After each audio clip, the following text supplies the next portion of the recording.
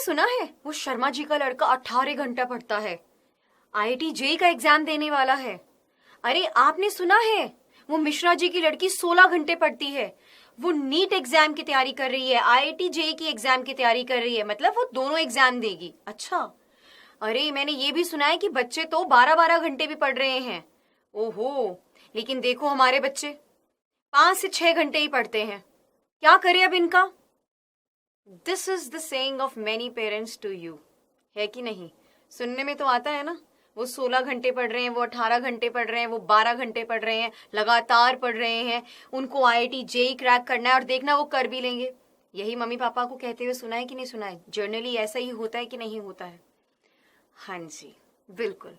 So hello my dear friends, hello my dear students, welcome to this particular session, जहां आज मैं आपको practically ये वाली बात बताऊंगी कि how many hours you need to study for your IIT preparation or any other competitive exams.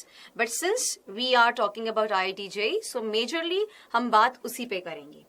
ये कहना कि बच्चे 12 घंटे पढ़ रहे हैं regularly on regular basis per day, क्या ये एक मिथ है या फिर ये एक रियलिटी है?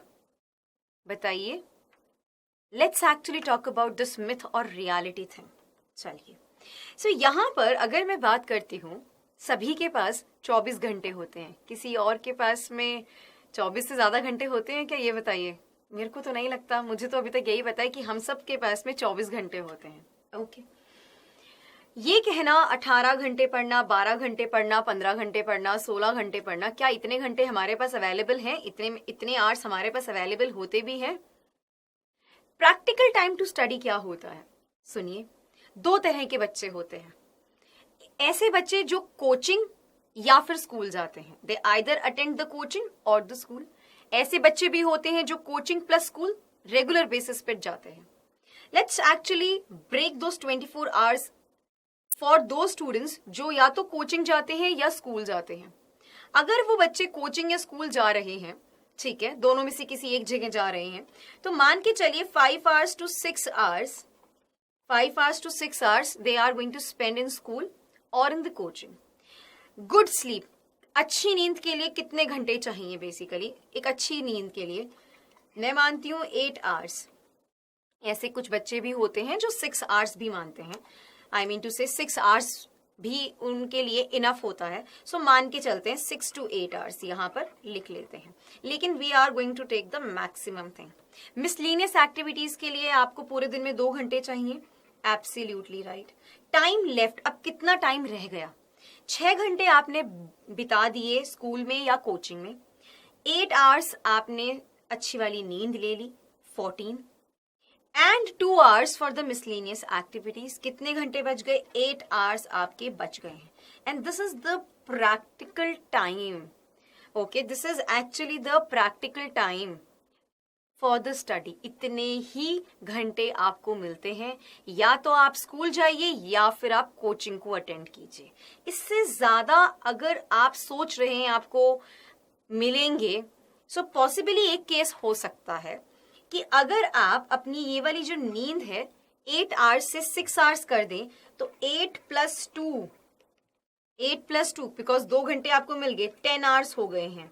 मिसलेनियस एक्टिविटीज भी अगर आप हटा दो, जो कि पॉसिबल नहीं है, तब जाके आपके बनते हैं 12 घंटे।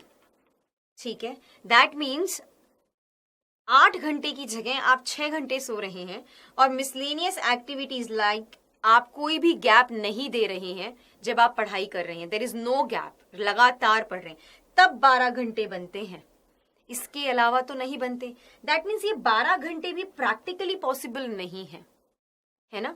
तो एक तरह से मान के चलते हैं मैक्सिमम आपके पास 8 to 10 hours हैं, ठीक है। और अगर आइडियली देखा जाए तो 8 घंटे ही आपके पास होते हैं उन बच्चों के लिए जो या तो स्कूल जा रहे हैं या कोचिंग जा रहे हैं। क्लियर है? अब अभी आप 8 hours पे रहिएगा फॉर दो स्टूडेंट्स या तो स्कूल जा रहे हैं या कोचिंग जा रहे हैं। अब उन बच्चों की बात कर लेते हैं जो स्कूल एंड कोचिंग दोनों ही अटेंड कर रहे हैं।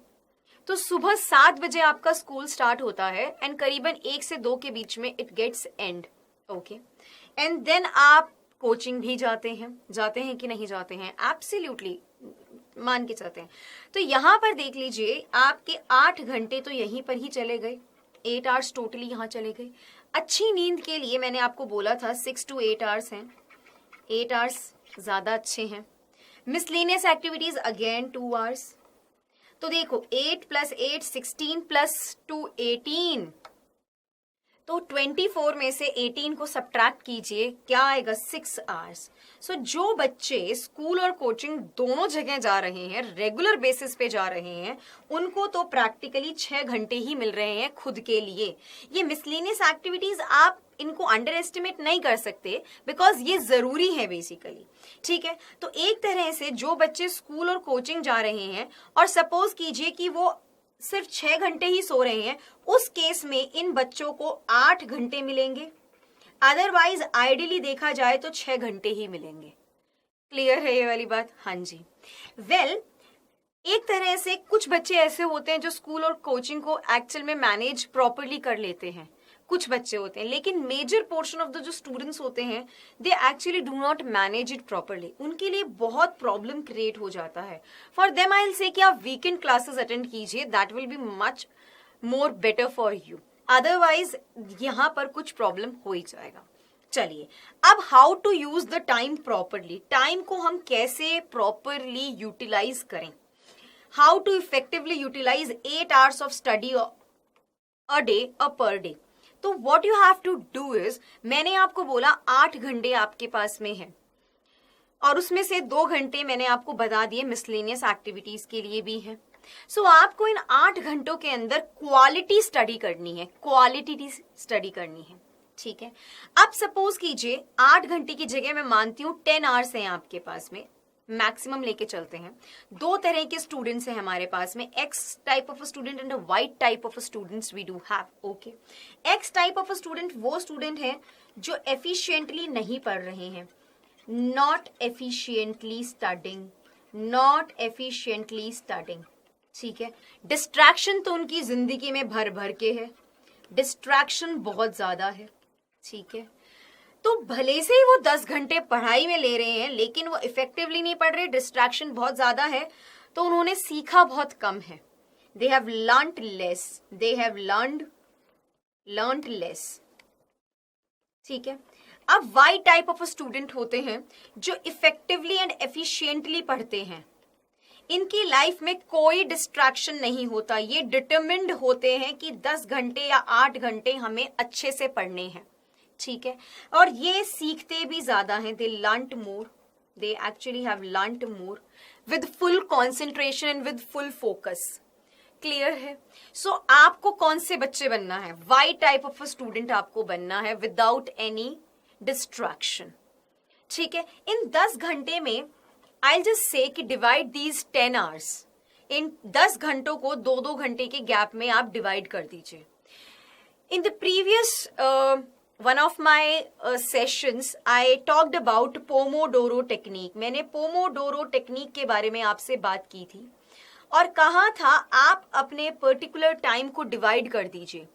सपोजिंगली अगर आप 10 घंटों को डिवाइड कर रहे हैं, ठीक है, at an interval of 2 hours each. ठीक है, सो आप सपोज कीजिए आपने 2 घंटे आपने एफिशिएंटली पढ़े, तो what you have to do is कि आप एक तरह से 1.5 आवर्स एफिशिएंटली पढ़ रहे हैं एंड हाफ एन आवर का ब्रेक ले रहे हैं।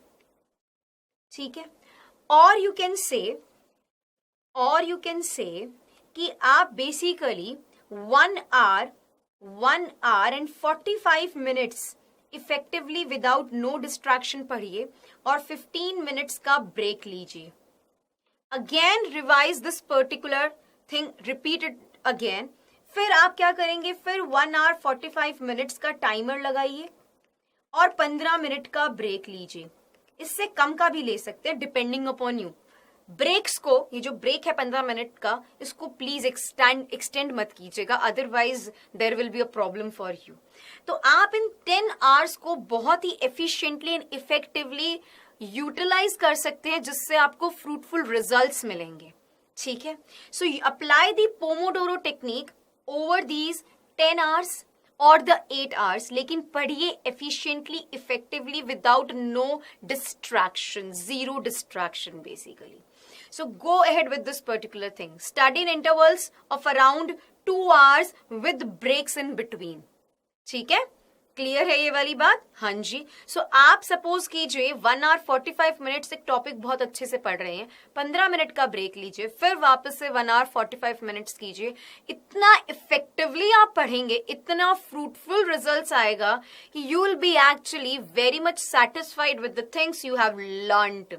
बट ये रेगुलर बेसिस पे हो, then it will be very very good. आपकी हैबिट डेवलप होगी and you will be sure shot acing your examinations. Okay? Yes. So, what else you need to do is, how much time should I allocate to each subject? वही मैंने आपको बताया. Each subject को आपको कितना particular time allocate करना है.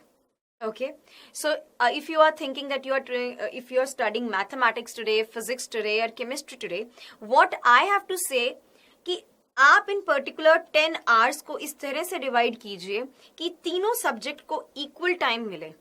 Regular basis पे अगर आप तीनों सब्जेक्ट्स को इक्वल टाइम देंगे, विश्वास मानिए आपका सिलेबस भी पूरा होगा, there will be no backlogs, revision भी अच्छे से होगा and you will be in a very satisfying position of your preparation.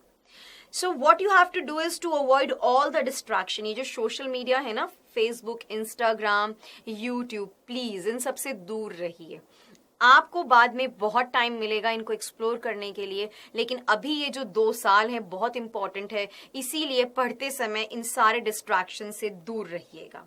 And yes, consistency is the key to success, and that is what you need to maintain. So this was all I have to say for today's particular session, that how many hours effectively you have to study, practically you have to study for cracking your JEE and advance. Bye bye dear students, take care, and I know you can make it happen.